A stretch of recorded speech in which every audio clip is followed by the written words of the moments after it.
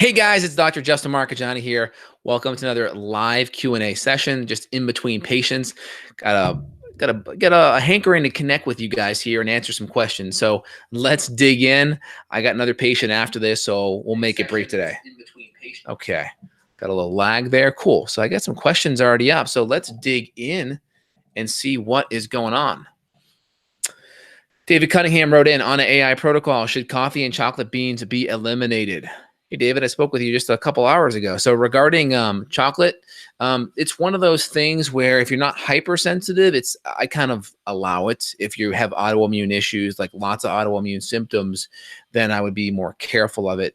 I do notice your issue was sleep. It was waking up, though. So I would just be careful with coffee before, or any chocolate, I'm sorry, before bed, because that can be an issue. But you're getting to bed okay, so I wouldn't worry about that so much.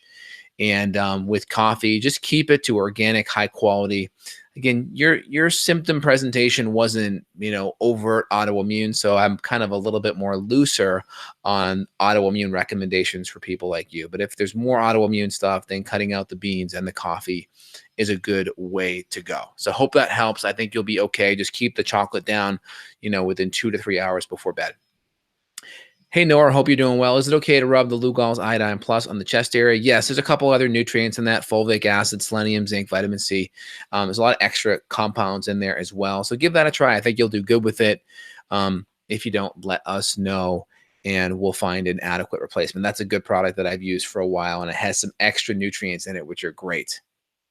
Design Lover, write down your question, and I'll feel free and answer it. Again, if I haven't put a topic up, guys, try to throw a question in anyway. It's typically going to be an open-ended Q&A.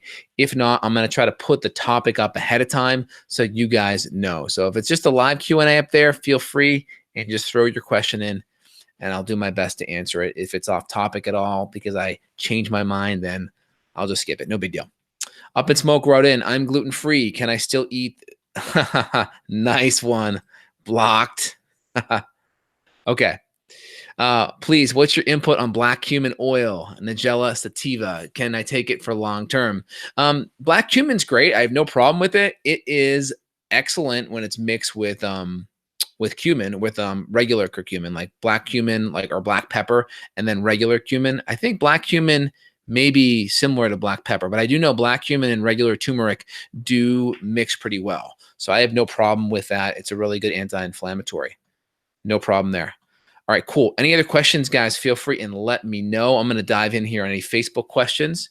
So in general, a couple of chats here that I had with the last couple of patients. I'll just kind of dive in. A lot of patients don't want to have, or they want to do their best to avoid die-off issues, right? So what's a die-off problem? So when we have die-off, it's because we're killing microbes in our gut too fast. It's kind of the equivalency of like, okay, you take your trash out only once a week, but now you're increasing the amount of garbage you're throwing in the trash. So what happens is the trash can overflows. So the whole goal of die-off is, number one, slowing down how much trash we throw in the garbage. That's number one. We do that through following a die-off reaction handout preventatively. We taper up the herbs one at a time slowly. That's step one. We figure out the max dose. If we can get the max dose on whatever clearing herbal product that is, that's great. Then we go down the list to the next one. If we hit a submaximal dose, meaning let's say 1 or 2 capsules below full dose creates some problems, then we back off by 1, get the symptoms abated and back to baseline, and then move down the list. The goal of that is just not throwing all the garbage in at once. It's kind of slowly tapering that up. That's number one. And then number two, we may even increase the frequency in which we take out the garbage, meaning we may add in things like ginger tea. We may add in some binders like activated charcoal or glutathione, things to help run our detoxification pathways better. Maybe even things like burdock, which is in the GI Clear 4, things that help with the lymph. So slowing down the amount of trash we throw in the garbage, and then also helping to support the lymph, which is the interplay between the blood and the tissue. So we're helping to pull all that stuff out of the tissue into the blood and clean it, bring it to the liver and get it out of the body via the kidneys and or the gut. So we really want to cleanse that. We can use ginger, we can use dandelion, We can use even burdock root tea. All that's great. And then we taper it up. Some people don't have a problem. They can get right to full dose. Like myself, I typically go right to full dose. I have no problems, but having seen thousands of patients, I can tell you a lot of people have issues and they have to really calibrate that dose. And so we use these die-off reaction protocols. I do it preventatively just so I don't have a whole bunch of people having a negative experience or reaching out and kind of scared and worried. So we have that preventatively to avoid that. And I find a lot of doctors have a lot of issues with their patients having die-off, and they don't really have a preventative protocol in place, number one. And that's the reason why the 4th R in our 6R for gut killing or gut cleansing, the 4th R is the remove. That's the removing the bad bugs. We do it 4th, not 1st. A lot of people do that 1st. So the 1st is removing the bad foods, improving digestion and inflammation. 2nd is replacing enzymes and acids. 3rd is repairing the gut lining and the hormones. Just by repairing the gut lining, helping with inflammation, supporting our body's ability to generate energy, supporting female, male, or thyroid hormone balance can make a huge difference. And then after that, we go to the 4th R, typically 1 to 2 months in, which gives the patient a huge head start, a huge place of stability where they're less likely to have an issue. And then we follow that die-off reaction handout preventatively anyway. Okay, any other questions here? Holly writes in, do you think tonsil stones and swollen tonsils could be a yeast infection in the gut? It's possible. I mean, I see tonsil stones strongly correlate, Holly, with just food allergens. So I'd make sure you're on an autoimmune template at least to start off with. I think that'd be smart, just to be on the safe side. And then outside of that, I would just say dairy is going to be a big one, and I would work on things to help support the lymph, whether it's dandelion, ginger. Ginger's phenomenal, and or burdock, just to support the lymph and really cut all the foods out that could potentially be an issue. Sean Ryan wrote in, is it okay to eat small amounts of corn, tortilla, brown rice during the killing protocol for yeast or for SIBO? I feel like I'm not getting enough carbs on AIP. So yeah, if you're on AIP, well, you're definitely not, that's going to be way off the AIP. So I think if you're on AIP and you're doing well with it, keep rolling. I typically tell patients if you hit the wall, meaning it's been at least a month or so, and you really haven't noticed any additional improvement from just the diet alone, we can start to reintroduce foods. So my patients have access to a diet reintroduction handout where we add one food back in every 2 or 3 days.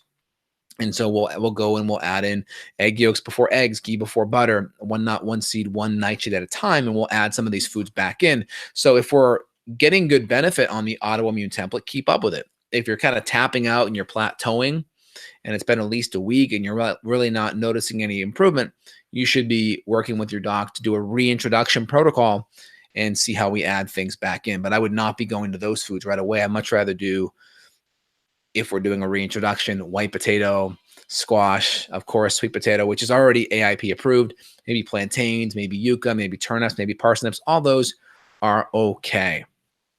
Hey, Spivey, hope you're doing well.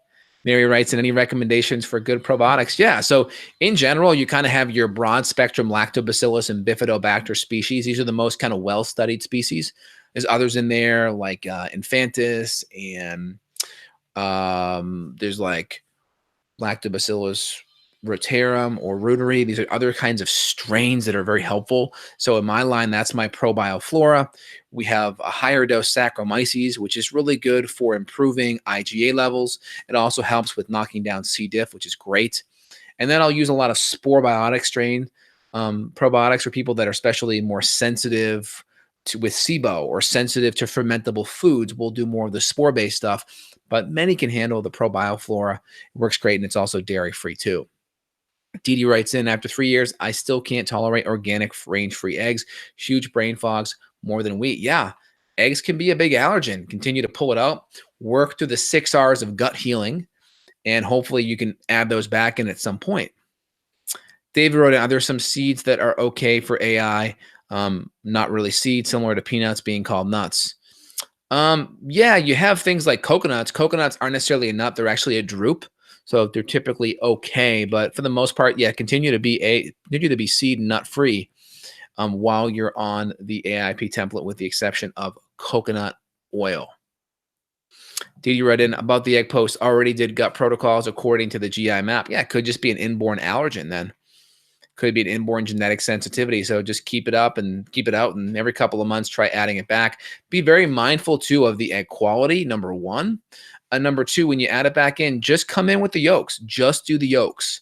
Don't do any of the white, and keep the yolk relatively runny, because cooking it can oxidize the cholesterol in the yolk. And then make sure you have adequate enzymes and HCl. Try that first and see how we do. Private confession wrote in, rifaximin cures my yellow stools, but I relapsed. Yeah, so I mean, the fact that you had yellow stools meant you're not breaking down a lot of good fats. You're not breaking down a lot of good fats. So we need to make sure we add in enzymes, HCl, and bile salts to help that. And the fact that rifaximin didn't cure it, there's probably other stuff going on. So if you're going to use rifaximin, that's fine. Come in the first 2 weeks with the rifaximin, whether it's 15 or 1800 milligrams a day, and then come in with the herbs to address whatever other bacterial or fungal or H. pylori or parasitic issues that could be there. Hey, Jeff, hope you're doing well. I know you mentioned you had flu B. They put you on levofloxacin and fluconazole. Oh, man, I wish you didn't do that. I mean, the flu's not going to get touched by an antibiotic. I mean, they have Tamiflu, which only decreases the symptoms by 17 hours, but then increases psychotic episodes. So, I mean, I would not be on those type of things. I mean, I know we talked about some of the herbals and such. If it's acute and you're having issues, do the antibiotics, but I recommend you do the herbals and do the probiotics to follow. If you're in a difficult situation, just do your best and make sure you check back in with me here on your progress. But I mean, I recommend you do the herbals we recommended last week and try to add in some fermentable foods. And we should be adding some probiotics in. If you're not already on them, we should keep them in right now on the protocol. I don't have your file up, but I hope you're doing okay there, Jeff. Keep it up, right? Sean wrote in, sweet potatoes are okay during herbal killing for yeast and SIBO. Yes, they are. No problem with that. Yeah, I cannot live with HCl. Good. Make sure you're doing enough and play around with enzymes too. And make sure your stools are looking good. No floating stools. No maldigested fat. Produce Man 13 wrote, do you think that other yeast can help kill candida? Yeah. Like beneficial yeast like Saccharomyces boulardii, which is in one of these guys here. Kombucha DT Dave's. You can see the back here. Where is it? Right there. S. boulardii. 1 billion. I'll have a little drink for you guys. I swear my homemade wine competes with other yeast and overpowers them. Wine helped my stomach more than anything, only 1 glass a day. Yeah, I mean, if you're controlling the quality of it and the sugar count's down and not a whole bunch of other molds or mycotoxins, that's possible. I know I see it in kombucha, so it's possible. How can a chimera mycobacterium be handled besides a sputum test? That is interesting. Chimera, wow. Not sure my son got that after heart surgery, but he seems to be sensitive to a lot of things. I'm not sure how to answer that one. Sorry, but it's possible they could have gotten some kind of infection, during the surgery. If you have to dig deeper, I would definitely look at the gut, see what's going on there. Doreen wrote in, any suggestions for treating reoccurring flashes of light in the eye? I want to know a lot more about the history. Is there any insulin resistance? Is there any issue with blood sugar and such? I mean, I would definitely look at potential blue light glasses if there's a lot of eye strain from monitors and screens. I mean, all my screens here I have are low flicker rate and low blue light, and I'll do blue light sunglasses at night, but I'm not sure how to answer that without getting more info. Private confessions, HCl doesn't seem to do anything for me except make me more hungry. That's good. That means you probably don't have enough because it's supporting your digestion and you're breaking the food down better. That's a really good sign. Coals of Fire wrote in, Dr. J, do you think RA is hereditary? What's your opinion on someone trying to taper down with sulfanylurea and control it with diet? So what's that medication? I mean, I don't have all the names memorized because they change them all the time and come out with new ones. But if I know the family of medications, I'll be able to help you. Yeah. So that's like Lialda or mesalamine. I think that's like an anti-inflammatory for Crohn's. Yeah. So it's like Lialda. Okay. Yeah. It's like a biologic or a anti-inflammatory for the gut. So essentially you're using that with the autoimmune stuff with the RA. So I do think RA has a genetic predisposition to it. That's epigenetics, right?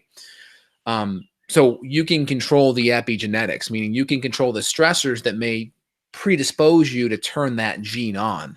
And that could be food-based, stress-based, infection-based, hormone-based. nutrient based. All of those things are going to be connected. And again, sometimes these medications can be helpful to kind of calm things down. So I always recommend get to a place of calm, stable for at least a few months. Make sure you're infection free and you've gone through the 6 R's. And then with your functional medicine doc, then you can gently taper off the anti-inflammatory gut medication. I think it's in the family of a biologic, but I'm familiar with those. What's the difference between tropical sprue and SIBO? Tropical sprue. I think tropical sprue is like a foreign gut infection, right? I know like celiac's like a non-tropical sprue. I mean, these all go back to like infectious disease class. Tropical sprue is a rare digestive disease in which the small intestine's ability to absorb nutrients is impaired. Yeah, so it's definitely going to be a massive malabsorption. Now, what's the cause of it, right? Could be an infection. SIBO potentially could be it. I find other types of parasites or amoebas could be it. So tropical sprue is just basically a convoluted way of saying you have a gut infection that's affecting absorption. That's all it's really saying. So it's not really talking about the cause. Is it Entamoeba histolytica? Is it H. pylori? Is there a fungal overgrowth? Is it SIBO?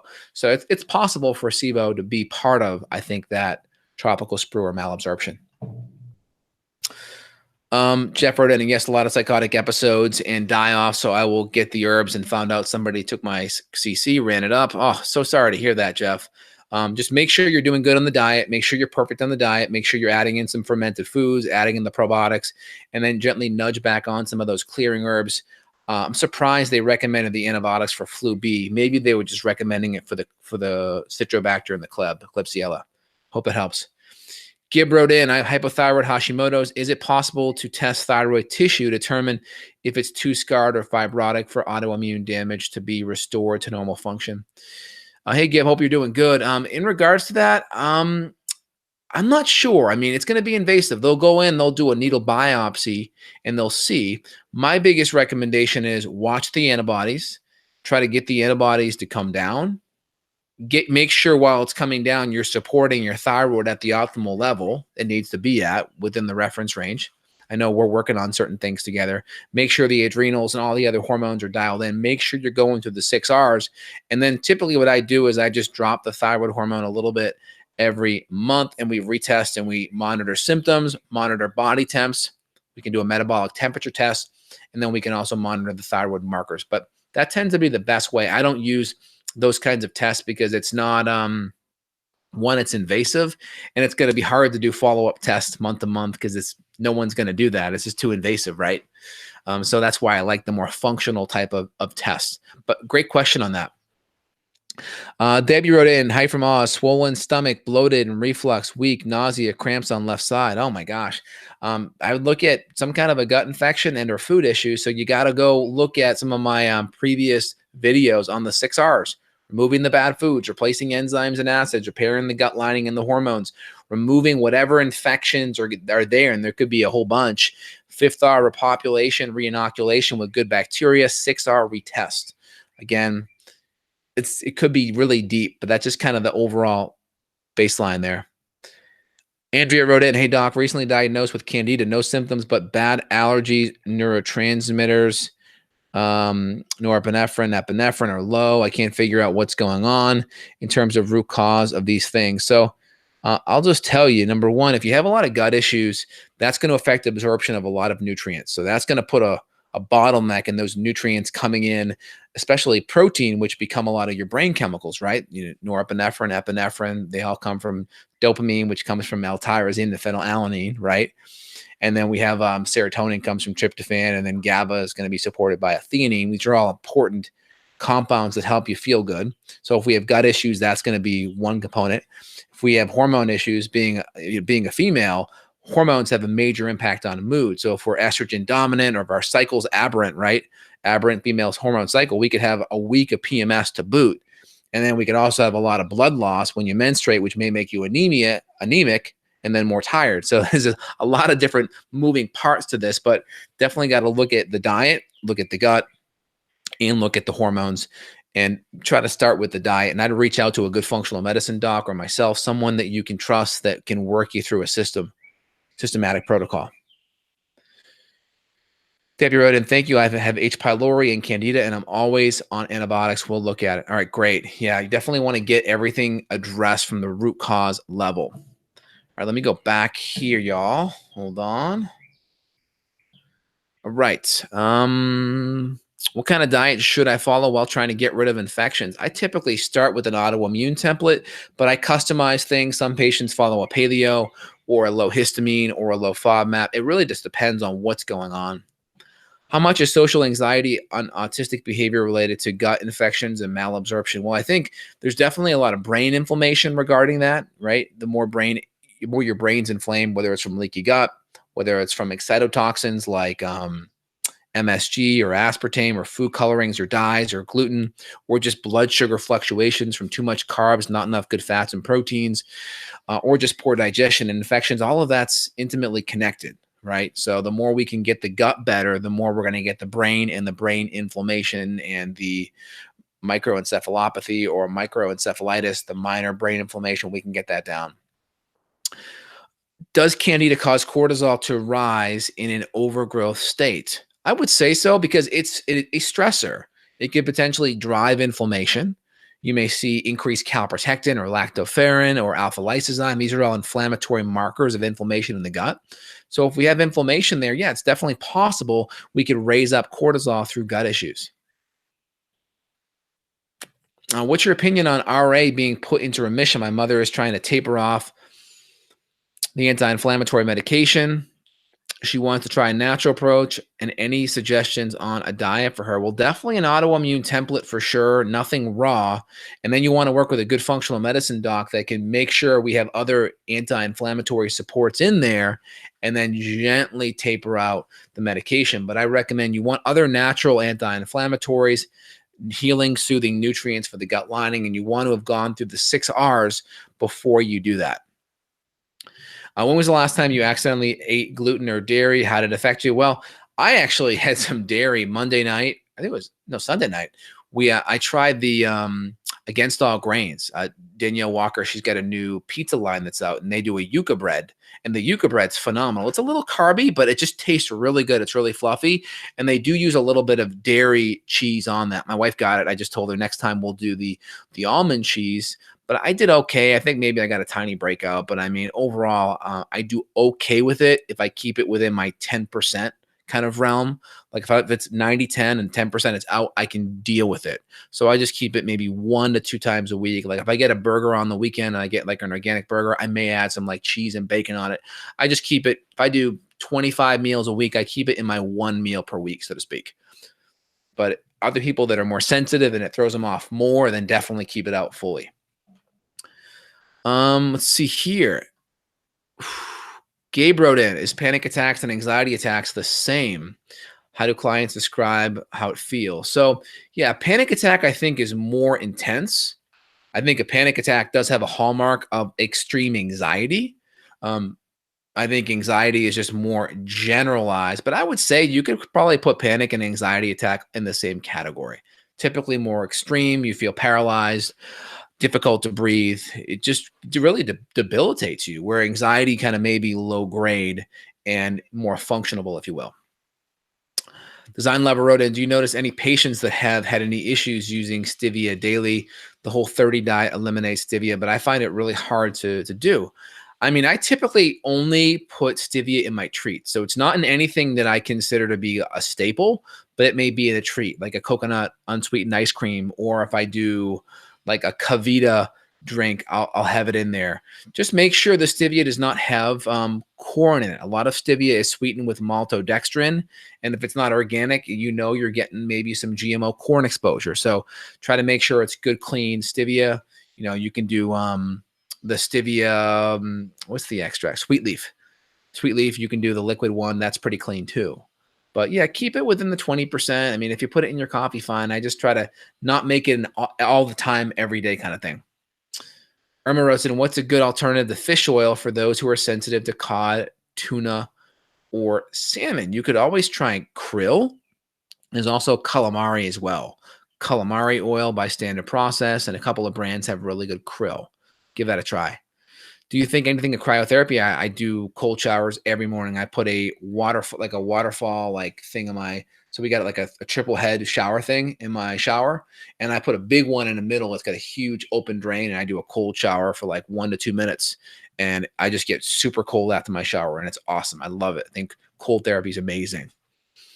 Riley writes in, Rhonda Patrick takes 6 grams of fish oil a day. Is that too much? It's a lot. You got to make sure you have extra antioxidants in your diet because lipid peroxidation can happen. So I do extra vitamin C or curcumin to make sure you stabilize that polyunsaturated fats. If you do that, it may be okay. I've seen some studies showing some benefits in that. It's a lot, but if you're doing workouts and maybe you're doing it therapeutically, I typically keep my therapeutic dose like on average kind of at 2 grams a day. But if someone's having a lot of inflammation, that may be needed. Just be careful of the lipid peroxidation. Hope you're doing well, Riley. All right.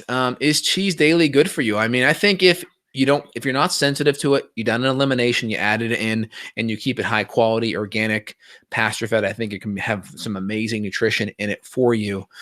Some people are really sensitive to the casein, a lot are. So you just got to be careful with that.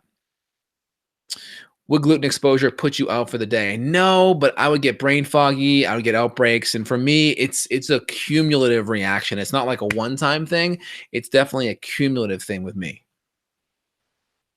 Doc, should you mention also meds that don't cause much harm like rifaximin and Idopride and MMC, migrating motor complex stimulator for patients that can't afford all the herbs? Yeah, rifaximin is an antibiotic that tends to stay more localized in the gut, so it doesn't quite go as systemic, which is reasonable. And then an Idopride or the migrating motor complex stimulator, you could always do things like ginger too. Ginger's a great stimulator as well to help kind of stimulate motility. That's also a great option. Awesome, guys. I got to jump on my next patient call here. You guys have a phenomenal day. I'll be back tomorrow. Give me a like, thumbs up, subscribe to the Thyroid Reset Summit if you haven't. I interview 30 of the best thyroid experts, and I got my book coming out really soon called The Thyroid Reset. So stay tuned. Lots of great information coming your way. Take care. Bye.